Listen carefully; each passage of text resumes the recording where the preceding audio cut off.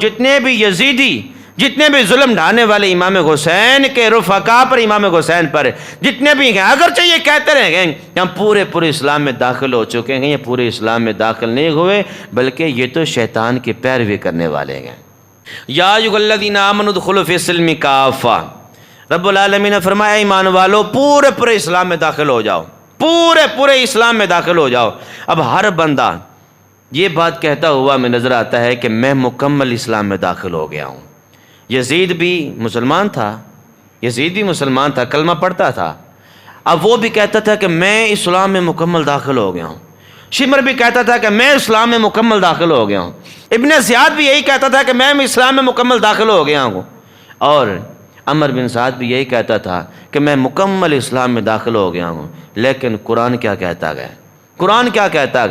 قرآن یہ کہتا گیا کہ وَلَا تَتَّبِعُوا خُطُوَاتِ الشَّيْطَانِ، یہ جو نعرے لگا رہے گئے ہیں، چاہے وہ یزید ہو، چاہے ابن زیاد ہو، چاہے شمر ہو، چاہے عمر بن سعد ہو، جتنے بھی یزیدی، جتنے بھی ظلم ڈھانے والے امام حسین کے رفقا پر، امام حسین پر جتنے بھی ہیں، اگرچہ یہ کہتے رہے گئے کہ ہم پورے اسلام میں داخل ہو چکے ہیں، یہ پورے اسلام میں داخل نہیں ہوئے، بلکہ یہ تو شیطان کی پیروی کرنے والے ہیں، یہ تو شیطان کی پیروی کرنے والے ہیں۔